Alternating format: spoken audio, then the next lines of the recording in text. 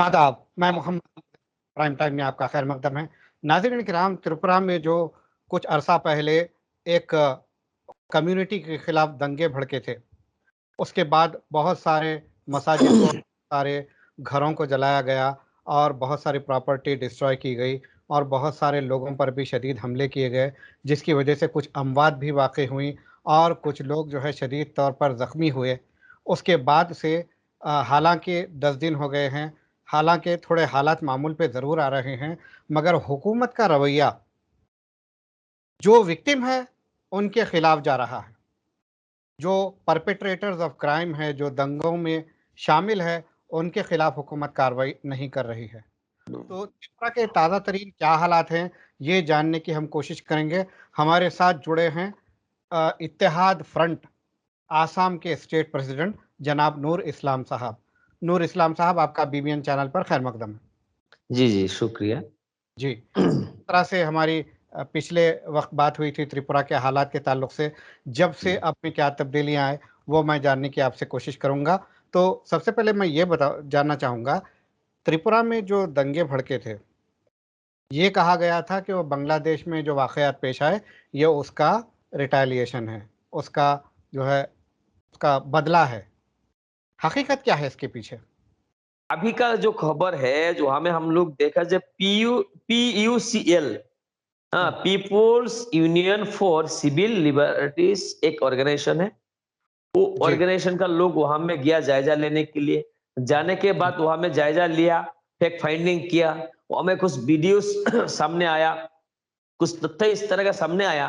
वो लोग press conference के जरिए बताया कि वहां में जो उस दिन जिस दिन जो रैलियां निकाला था विश्व हिंदू परिषद ने, उससे पहले उससे पहले एंटी मुस्लिम प्रोपोगेंडा चलाया गया था अच्छा। कि बांग्लादेश में मुस्लिम लोगों ने इस तरह से किया, यहाँ में भी इस तरह से एक माहौल पैदा किया गया। हुँ, हुँ। Number one. नंबर टू, उस दिन जो रैली निकाला था उसमें एंटी मुस्लिम स्लोगन भी दिया गया था। हुँ, तो देखिए, पहली बात है, जब अगर बांग्लादेश के खिलाफ आप लोग रैलियां निकाले हैं तो बांग्लादेश के खिलाफ बोलना पड़ेगा। हुँ, बांग्लादेश के प्राइम मिनिस्टर के खिलाफ बोल सकते हैं, हुँ, वहां का पुलिस के खिलाफ बोल सकते हैं, नो डाउट बोल सकते हैं। लेकिन एंटी मुस्लिम स्लोगन किस तरह कैसे आप दे सकते हैं? क्योंकि आप जहां की ये सेकुलर मुल्क है, हुँ, एक सेकुलर मुल्क में आप सेकुलर मुल्क के में डेमोक्रेटिक प्रोटेस्ट में किसी रिलीजन के खिलाफ स्लोगन किस तरह से कैसे दे सकते? हुँ। Number one. नंबर टू, वहां में पुलिस मौजूद थे। जी। नंबर थ्री, वो पुलिस की मौजूदगी में वहां में मस्जिद में हमला भी किया गया। हुँ, वहां में जहां तक मीडिया रिपोर्ट के मुताबिक वहां में 3 से 3,500 लोगों का एक भीड़ था। हुँ, उस भीड़ में पुलिस भी तैनात थे, सिक्योरिटी में पुलिस थे। और पुलिस के मौजूदगी में वहां में मस्जिद में हमला किया गया है। दूसरी बात है, वहां में मुस्लिम लोगों का दुकान को जलाया गया है। हुँ, हुँ। ये मामूली सी बात नहीं है। जी। एक सेकुलर मुल्क में इस तरह से घटना घटना एक आम बात नहीं है। ये बहुत साजिश समझी प्लानिंग के तहत हुआ है। जी। पहली बात है। आपने जो बताया कि एंटी मुस्लिम स्लोगन कहे गए, जी। तो क्या थे वो एंटी मुस्लिम स्लोगन? हजरत मोहम्मद सल्लल्लाहु अलैहि वसल्लम के खिलाफ। जी। देखिए, जो आज तक वर्ल्ड में ऐसा कोई शख्स नहीं निकला जो उनके खिलाफ एक भी जो उन्होंने कहा एक वर्ड अभी गलती निकला नहीं निकल हुँ, पाया, नहीं निकल पाया। तो अभी तक जो लोग आपको अमेरिका में निकाला था गलती, तो इंडिया से गया जाकिर नायक ने उसको वो गलती जो गलती नहीं है उसको सुधराया, बाइबल का गलती निकाला।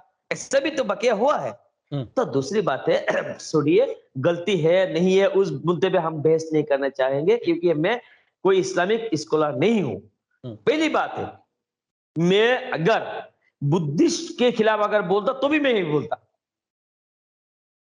अगर क्रिश्चियन के खिलाफ बोलता तो भी मैं ही बोलता, अगर यहूदी के खिलाफ बोलता तो भी बोलता, क्योंकि हुँ, ये सेकुलर मुल्क है भाई। हुँ। एक सेकुलर मुल्क में किसी धर्म के खिलाफ नारेबाजी लगाना एक कानूनी जुर्म है। जी। तो इसको रोकना पहला त्रिपुरा पुलिस उस वक्त जो मौजूद थे उसका प्राइमरी ड्यूटी था, लेकिन उन्होंने नहीं किया। दूसरी बात में पुलिस की मौजूदगी में वो हमें मस्जिद में हमला किया, कुछ नहीं किया। मुस्लिम दुकानों को जलाया गया, कुछ नहीं किया। मुस्लिम घरों को जलाया गया, कुछ नहीं किया। जब ये बात मीडिया के, सोशल मीडिया के जरिए ये जो फैला गया, तब धीरे धीरे पूरा त्रिपुरा में फैल गया। ये बात को सांप्रदायिक दंगा की तरफ गया। अगर आप देखिएगा त्रिपुरा में मेजोरिटी कौन है? हिंदू लोग हैं। जाहिर सी बात है, वहां में अगर ज्यादा लोगों का अगर नुकसान हुआ, किसका होगा? मुस्लिम का होगा। तो वहां में इस तरह का जो एक माहौल पैदा हुआ, वहां में आप कुछ देखिए, इंडिया एक सेकुलर कंट्री है, इंडिया का मैक्सिमम लोग सेकुलर माइंडेड है भाई, मैक्सिमम लोग है। वहां में कुछ देखिए, peoples union for civil liberties का जो ऑर्गेनाइजेशन है, वो लोगों का हेड जो है मुकेश है, थोड़ी मुस्लिम है नहीं है, लेकिन वो सेकुलर है, वो जानता है। हर जो जानकारी लोग है, वो लोग वहां में गया, वो हमें फैक्ट फाइंडिंग किया, करने के बाद एक प्रेस कॉन्फ्रेंस किया। प्रेस कॉन्फ्रेंस के जरिए ये जो सच्चाई है वो बता के जब लौट रहा था, तो उनका मोबाइल उस ईमेल पे मैसेज आया कि आपका अगेंस्ट पे क्या हुआ, under section 30 of UAPA and various section of IPC लगा हुआ है, आप 11 तारीख से पहले हाजिरा हमें अटेंड होना पड़ेगा। किस तरह का बात है? पहली बात। दूसरी बात आप देखिएगा, वहां में और एक गया, टीएफआई, तहरीक फॉरगाई इस्लाम, एक ऑर्गेनाइजेशन का जो 4 मेंबर वहां में गया था। 4 मेंबर अभी गया है, ना कुछ बातें किया, ना कुछ प्रेस कॉन्फ्रेंस किया, कुछ तो नहीं किया, सिर्फ गया जायजा लेने के लिए। अब आप देखिए, ये इंडिया एक हमारा एक मुल्क है, इस मुल्क में किसी भी स्टेट में हम जा सकते हैं। मुझे थोड़ी वीजा लगेगा, नहीं लगेगा ना, तो हम जा सकते हैं। तो वहां में गया, जाने के बाद वो लोगों को पहले बोला कि आप लोग सिक्योरिटी का बात है, आप पुलिस स्टेशन चलिए। वहां जाने का पहले डिटेन किया, अरेस्ट किया। अगर आप देखिएगा, दूसरी बात, वहां में 112 लोगों के खिलाफ यूएपीए लगाया गया है। किस तहत पे लगाया गया है? 112 लोगों के खिलाफ। आज का जो न्यूज है, आज का जो रिपोर्ट है, 112 लोगों के खिलाफ यूएपीए लगाया गया है। मैं पूछना चाहता हूं बीबीएन न्यूज के जरिए, उसमें क्या बीएचपी का लोग है? उसमें क्या हिंदू जागरण मंच का लोग है?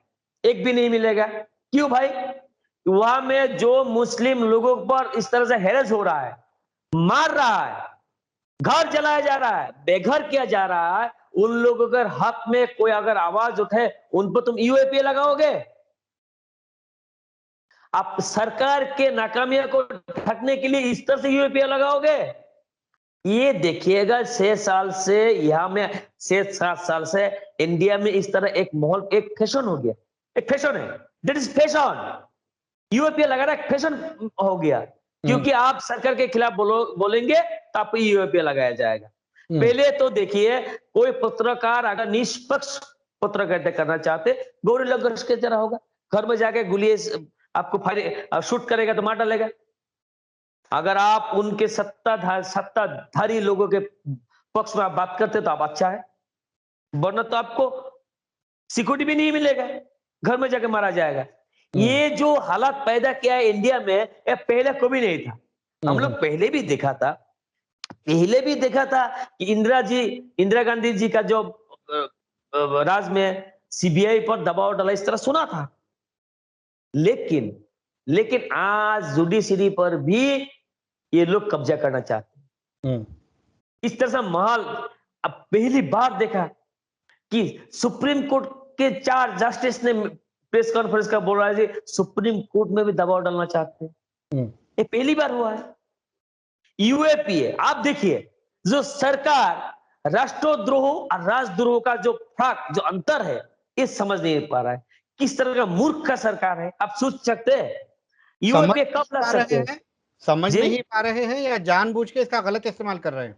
नहीं, जानते नहीं है वो लोग, जानते ही नहीं है। कैसे जानेगा भाई, कैसे जानेगा? जो लोग डिग्री फर्जी हो,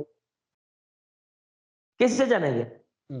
इस तरह से जानेंगे। जो लोगों का बात आप देखिएगा, जो वो लोग सिर्फ व्हाट्सएप यूनिवर्सिटी से पढ़ाई किया हो, व्हाट्सएप यूनिवर्सिटी का पीएचडी किया हो, वो लोग किस तरह कैसे जानेंगे कि राजद्रोह और राष्ट्रद्रोह में फर्क है?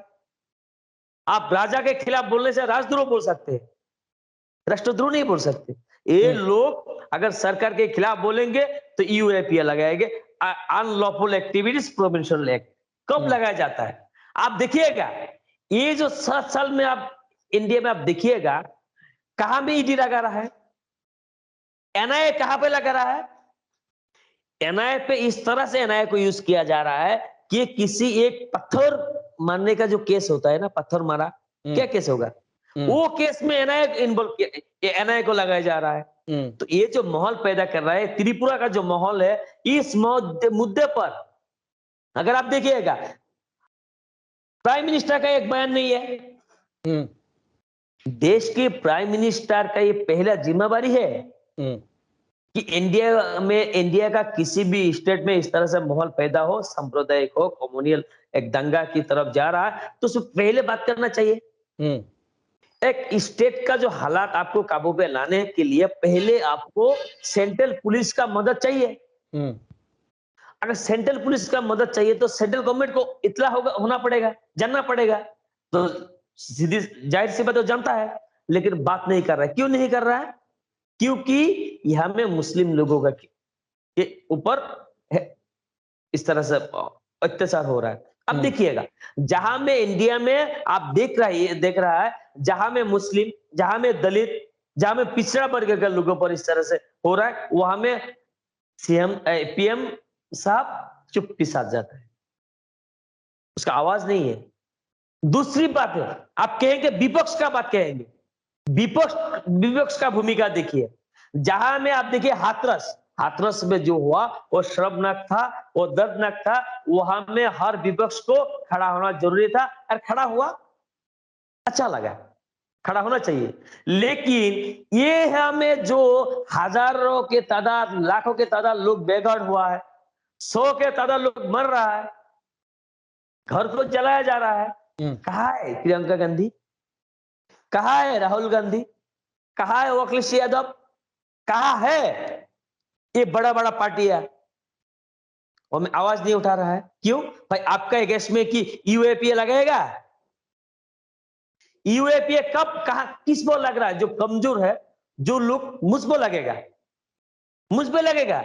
हम बात कर रहे हैं, कल मुझ पे लगेगा, यूएपीए लग जाएगा, क्योंकि दंगा को भड़का, इस तरफ हो रहा है ना, दंगा को भड़का है। जहां के दंगा हो गया, बाद में हम बात कर रहे हैं ना, फिर भी लग जाएगा, क्योंकि कमजोरों पर लग रहा है। जो कमजोरों के हक में बात करते हैं उस पर लग रहा है, लेकिन राहुल गांधी पर नहीं लगेगा, प्रियंका गांधी पर नहीं लगेगा। जो लोग सेकुलर बोलते हैं खुद को, सेकुलर पार्टी, वो लोगों का आवाज कहाँ है? एक ट्वीट भी नहीं हुआ त्रिपुरा लेकर। क्यों? एक ट्वीट नहीं कर सकते आप? लाखों लोग बेघर है अभी, 100 से लोग आप तक घायल है, आप एक ट्वीट नहीं कर सकते? क्यों? ये मुस्लिम है बोल के? ये लोग, देश के जनता देख रहा है, देश के जनता देख रहा है, बोल नहीं रहा है, लेकिन जब देश के जनता बोलेंगे तो किसी को सुनने के लायक नहीं रहेगा। ये बात याद रखिएगा। आज जो कांग्रेस है, कांग्रेस ने भी आवाज नहीं उठाया, दूसरे पार्टी ने आवाज नहीं उठाया, पीस पार्टी ने आवाज नहीं उठाया, परसम पार्टी ने आवाज नहीं उठाया, एसडीपीआई ने आवाज नहीं उठाया। किसने आवाज उठाया? मुझे बोलिए। असम का एआईयूडीएफ ने आवाज नहीं उठाया। किसने उठाया? एक पॉलिटिकल पार्टी दिखाइए जो त्रिपुरा लेकर, इस तरह का माहौल लेकर आवाज उठाए, धरना क्या हो, प्रोटेस्ट क्या हो।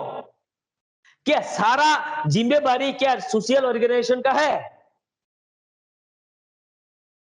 क्यों आवाज नहीं करते? क्यों कोर्ट पे नहीं गया? तो इसीलिए आप लोग जरिए ऑनरेबल सुप्रीम कोर्ट से गुजारिश करना चाहते हैं, तो ऑनरेबल सुप्रीम कोर्ट इमीडिएट इस मामले पर पहले संज्ञान लेना चाहिए। इसीलिए कि यूएपीए कहां लगा रहा है सरकार ने? ये सरकार लोग कहां लगा रहा है यूएपीए। आप सुप्रीम कोर्ट को सोचने चाहिए कि सुप्रीम कोर्ट के लॉयर पर भी यूएपीए लगाया, जिनको कानून पता है कहा यूएपीए लगाना चाहिए वहां भी लगा रहा है। आप जरा सोचिए, जिनको कानून पता नहीं है, जो लोग एलएलबी किया नहीं हो, जो लोग लॉ के ज्ञान नहीं हो, इल्म नहीं हो, तो उन लोगों के साथ क्या हो रहा है, क्या हो रहा है। एक डेमोक्रेटिक कंट्री में इस तरह का जो माहौल जो चल रहा है, आप देखिएगा जहां में कट्टर है वहां में डेवलपमेंट रुक गया है। अब जहां में देखिएगा कट्टर है वहां का, आज इंडिया का देखिए जीडीपी माइनस चला गया, क्यों गया। जो इंडिया 130 करोड़ पॉपुलेशन के बावजूद इंडिया एक इस तरह का देश था, पूरा विश्व में इस हम लोग का एक चर्चा है, इमेज है, एक इमेज था। अब कहा है वो इमेज।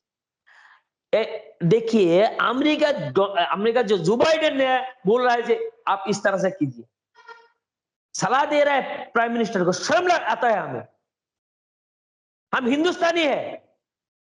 मेरा प्राइम मिनिस्टर को किसी देश का प्राइम मिनिस्टर प्रेसिडेंट ने बोलेगा आप ऐसा करो, मुझे बर्दाश्त नहीं होगा। मेरा प्राइम मिनिस्टर चाहे गलती करे सही करो, हम लोग बोले, सीधी बात है। तो क्यों बोल रहा है भाई, क्योंकि देश का जो इमेज था वो खराब किया। जिस देश में सेकुलर मुल्क है, सेकुलर जो एक संविधान है, और कहां रह गया, वो सिर्फ किताबों में रह गया। कहां है मेरा भारत, कहां है मेरा वो मुल्क, कहां है मेरा हिंदुस्तान, वो जहां में एक साथ में वो मंदिर में 1 घंटा भी बजता था, मस्जिद में आजान भी देता था, फिर भी हम मिलजुल कर चलता था। तो कहां है, उसे हम ढूंढ रहा है। तो अब ये ये जो हालात मामला हो रहे हैं, 112 लोगों पर यूएपीए अप्लाई हुआ आपने कहा है, जी तो क्या अब इन लोगों का फ्यूचर क्या होगा? देखिए, मेरा जहां तक मेरा बात है, मुझे एक बात है, जो इंडिया का जुडिशरी पर हमें भरोसा है, हमें विश्वास है। क्योंकि असम में जो बकिया हुआ है, हाईकोर्ट ने सो मोटो केस लिया, अभी सरकार ने बोलने में मजबूर हो गया कि वो लोग, जो लोग वहां पे रह रहे, जिन लोगों का एनआरसी है, 100% लोगों का एनआरसी है, एनआरसी है वहां में, जो लोगों को रिहेबिलिटेशन किया जाएगा, जहां पे था वहां पे रहने देंगे। तो अब बताइए, तो सरकार का गलती माना कि नहीं, सरकार ने, सरकार जो गलती किया माना कि नहीं। तो त्रिपुरा भी मानना पड़ेगा कि देश में अभी तक कानून का राज चलता है, रूल ऑफ लॉ चलता है। ऑनरेबल सुप्रीम कोर्ट ने इस बारे में देखिएगा डेफिनेटली सो मोटो केस लिएगा। आप 2 बार भी आपने सुप्रीम कोर्ट की बात कही है, क्या त्रिपुरा हाई कोर्ट ये काम नहीं कर सकता? देखिए, आप देखिए, कर सकते हैं, व्हाई नॉट, क्यों नहीं कर सकते, लेकिन अभी तक किया नहीं। तो इसीलिए हम लोग चाहते हैं कि अगर त्रिपुरा हाई कोर्ट ने ये खुद सो मोटो नहीं ले रहा है, तो सुप्रीम कोर्ट के डायरेक्शन में लेगा। क्योंकि इंडिया में जितना हाई कोर्ट है किसके डायरेक्शन में चलता है, ऑनरेबल सुप्रीम कोर्ट का डायरेक्शन में चलता है। तो हमें लगता है कि अगर ऑनरेबल सुप्रीम कोर्ट में डायरेक्शन दे तो लेगा, डेफिनेटली लेगा।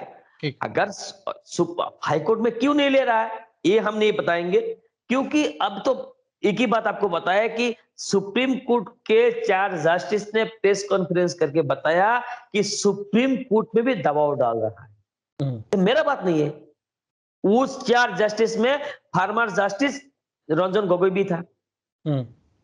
तो ये बात है, हो भी सकता है कुछ दबाव के बाद जो है हो भी सकता है। तो लेकिन जो अगर ऑनरेबल सुप्रीम कोर्ट में डायरेक्शन दे, ऑनरेबल सुप्रीम कोर्ट में डायरेक्शन दे इस बारे में, वो हमें सो मोटो केस ले सकते हैं, नंबर 1। नंबर 2, ऐसा कोई कानून नहीं है जो कहीं में भी कम्युनल राइट्स हो वहां में किसी आदमी जा नहीं सकेंगे, वो हमें जायजा नहीं ले सकते। ऐसे तो किसी हमें तो, मुझे तो जितना मेरा जानकारी है लॉ के, उसमें तो ऐसा कोई प्रावधान नहीं है। तो त्रिपुरा सरकार, त्रिपुरा पुलिस कहां में मिला, नंबर 1।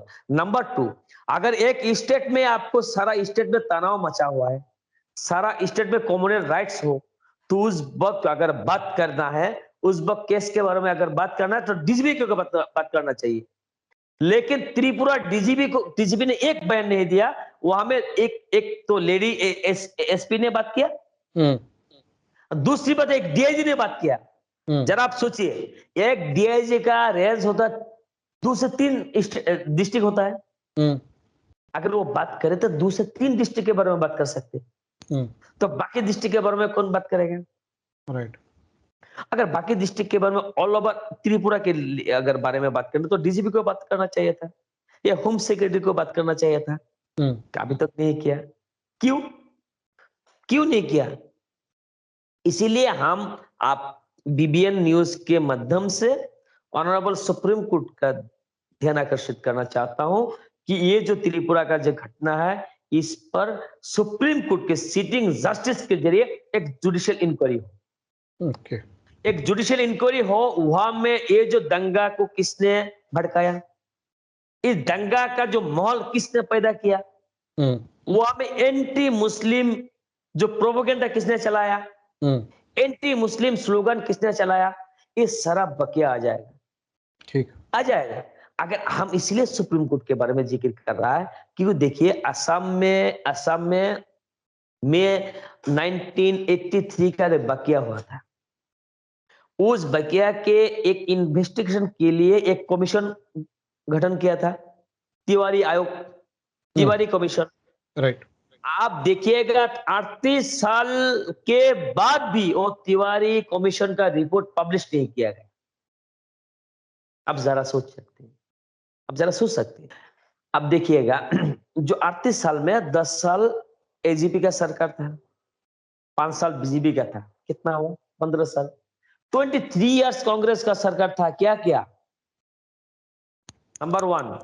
नंबर 2, 1999 से लेकर 1985 तक जो असम मूवमेंट हुआ, उसका अगर देखिएगा वो किसने किया, अब देखिएगा वहां में कांग्रेस सरकार का एक असेंबली का एक डाटा के बेस पर वो मूवमेंट हुआ। नंबर 1।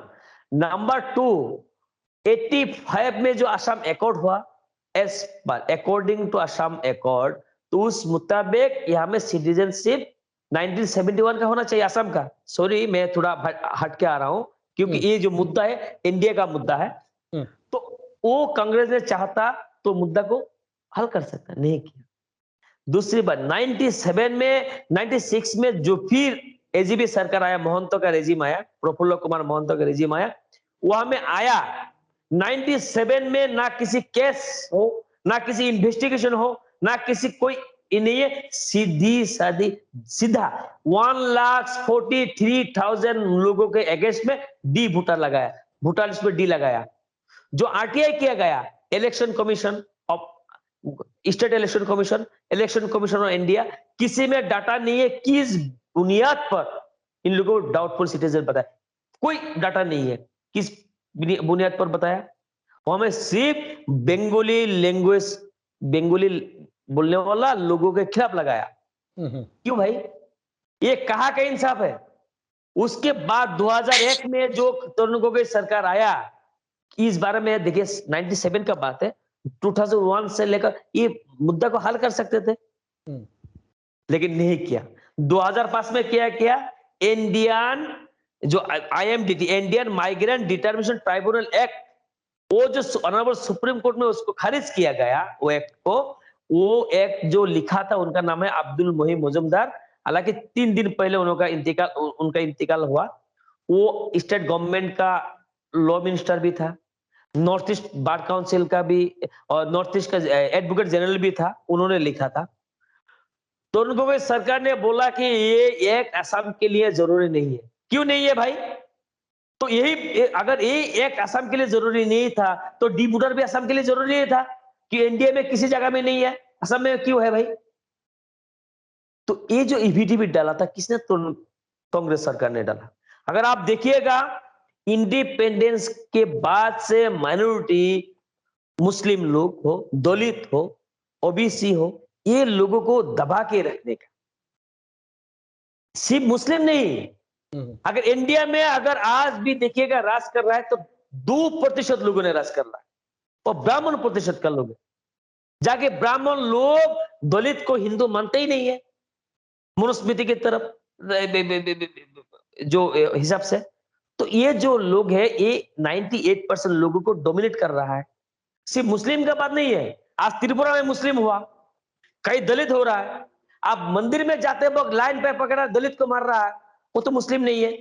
तो ये इस बारे में सोचना चाहिए, अगर इंडिया के हर लोगों को सोचना चाहिए और सेकुलर माइंडेड लोगों को सोचना चाहिए। आज त्रिपुरा का हालत सिर्फ मुद्दा नहीं है, सिर्फ आसाम का मुद्दा नहीं है, सिर्फ यूपी का मुद्दा नहीं है, सिर्फ हाथरस वो दलित लड़की जो बिना कोई धर्म के रीति रिवाज के वो पेट्रोल डाल के जलाने वाला मुद्दा नहीं है, सिर्फ कठुआ उन्नाव का जो रेप 8 साल का आसिफा का रेप का बारे में नहीं है। ये मुद्दा है इंडिया का, भारत का, हिंदुस्तान का, वो आवाम का मुद्दा है जो अभी पिछड़ा हुआ है, जो दलित है, जो ओबीसी है, जो मुस्लिम है, जो पिछड़ा वर्ग। आज इंडिपेंडेंस के 34 इयर्स के बाद भी क्यों इन लोग पीछा हुआ है?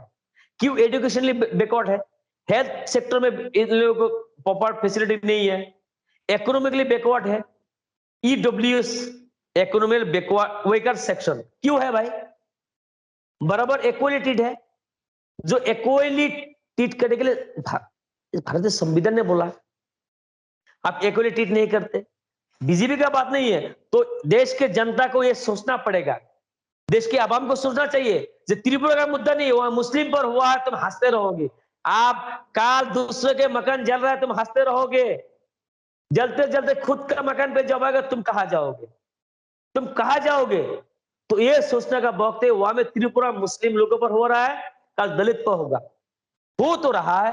हाथरस में जो हुआ कि दलित पर नहीं हुआ।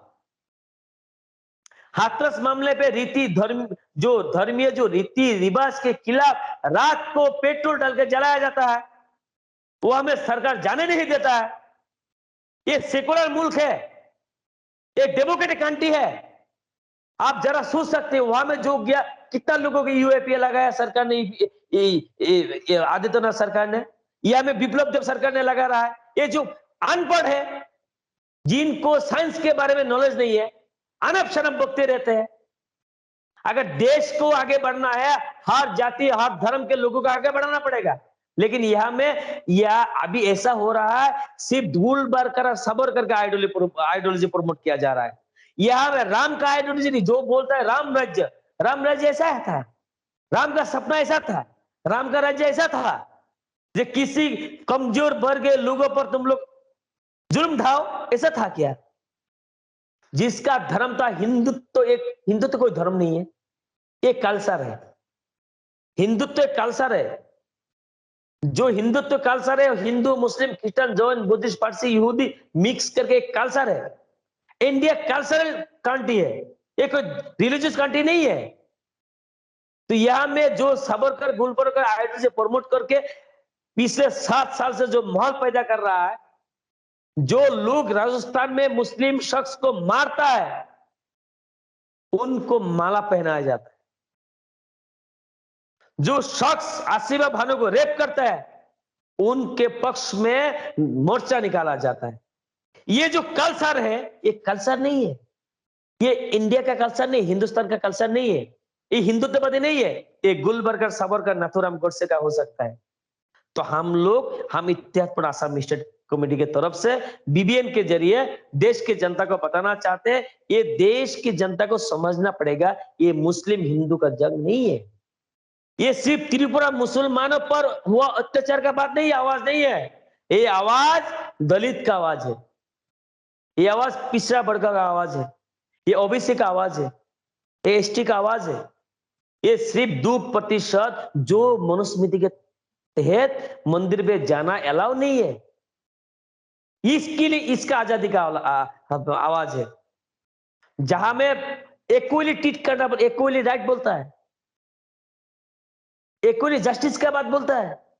कहा है इक्वली जस्टिस? जहां में ब्राह्मण लोग अगर किसी दलित को मार रहा है, कोई जस्टिस का जरूरत नहीं है, कोई जरूरत नहीं है। ये हिंदुस्तान महात्मा गांधी जी, जवाहरलाल नेहरू, आपको नेताजी सुभाष चंद्र बोस, अबुल कलाम आजाद जी का सपना का भारत नहीं है। ये गुलबर्गर सबरकर का, जो ब्रिटिश का चाटुकारिता का भारत बना रहा है ये लोग। इसके खिलाफ आवाज उठाना जरूरी है। इसके खिलाफ अगर आवाज आज नहीं उठाएंगे तो काल सोचने पर मजबूर हो जाएंगे, क्योंकि काल फिर गुलामी के जंजीर पे आने वाला है। क्योंकि हर तरह का जो गवर्नमेंट जो प्रॉपर्टी था वो तो प्राइवेटाइज कर रहा है। कल रहेगा क्या? सिर्फ सरकार बना रहेगा, सिर्फ संसद सरकारी रहेगा, बाकी कुछ नहीं रहेगा। आप तो धरना दे रहा है सरकारी नौकरी के लिए, कल सरकारी संस्था नहीं रहेगी तो आप किससे बात करेंगे? तो आने वाली पीढ़ी के लिए ये आवाज उठाना जरूरी है। त्रिपुरा में जो आवाज जो हुआ, बाकी इस उस मुद्दे को लेकर सारा देश के आवाम को आवाज उठाना चाहिए। हर कोने से आवाज उठाना चाहिए। सिर्फ त्रिपुरा नहीं, आसाम के मुद्दे भी आवाज उठाना चाहिए, यूपी जी के मुद्दे बिल्कुल। भी आवाज उठाना चाहिए। बहुत शुक्रिया नूर इस्लाम साहब, आपने काफ़ी इम्पोर्टेंट बात आज की है आपने। आपका बेहद शुक्रिया हमसे बात करने का। जी, आपको भी शुक्रिया कि आप ये बात करने के लिए जो मौका दिया, तो इसलिए आपको भी बहुत-बहुत शुक्रिया। तो नाज़रीन, ये थे जनाब नूर इस्लाम साहब, जो कि हमसे आसाम से बात कर रहे थे। इन्होंने त्रिपुरा के जो हालात, जो वाक़यात हुए हैं और जिस तरह से पुलिस का और वहाँ की हुकूमत का रवैया है, इस रवैये का नोट लेते हुए सुप्रीम कोर्ट को सुओ मोटो लेते हुए इसके खिलाफ कार्रवाई करनी चाहिए, क्योंकि सरकार तो कार्रवाई नहीं कर रही है, बल्कि इनके बयान के मुताबिक सरकार इस साजिश में शामिल है। क्योंकि ये दंगे भड़कने से पहले जो गैदरिंग हुई थी, उसमें एंटी मुस्लिम स्लोगन कहे गए थे, उस पर पुलिस ने कोई कार्रवाई नहीं की। और जब रैली निकाली गई थी तब भी पुलिस वहाँ पर मौजूद थी। लोगों के घर जलाए गए, मसाजिद पर हमला किया, मसाजिद जलाए गए, शहीद किए गए, तो पुलिस ने कुछ भी नहीं किया। तो ना पुलिस कुछ कर रही है, ना हुकूमत कुछ कर रही है। तो ऐसे में या तो Tripura high court suo motu ले, अगर त्रिपुरा हाई कोर्ट भी नहीं कुछ करता है तो सुप्रीम कोर्ट को सुओ मोटो लेते हुए इस पर कार्रवाई करनी चाहिए। और इन्होंने ये कहा है, ये किसी मखसूस तबके के लिए नहीं है, ये मुसलमानों के अलावा इंडिया के तमाम अक़लियतों पर हमला है। और ये एक मखसूस जो है आइडियोलॉजी के लोग ये काम कर रहे हैं। और ये सिर्फ त्रिपुरा का या आसाम का या यूपी का मामला नहीं है, सारे मुल्क से आवाज़ उठनी चाहिए। वरना इनका ये कहना है कि एक जगह किसी के घर जल रहे हैं, अगर आप खामोश रहेंगे तो कल के दिन आप पर ये आंच आएगी, तो तब आप क्या करेंगे? आप भी निहत्थे हो जाएंगे और आप भी इसी तरह शिकार हो जाएंगे जुल्म व बर्बरियत का। अब देखना है किस तरह से या तो त्रिपुरा हाई कोर्ट या फिर सुप्रीम कोर्ट इसका सुओ मोटो कॉग्निजेंस लेते हैं और इसके खिलाफ कार्रवाई करते हैं, ताकि हुकूमतें कॉन्स्टिट्यूशन की खिलाफ वर्जी ना करें। तब तक के लिए हमें दीजिए इजाज़त। शब बख़ैर।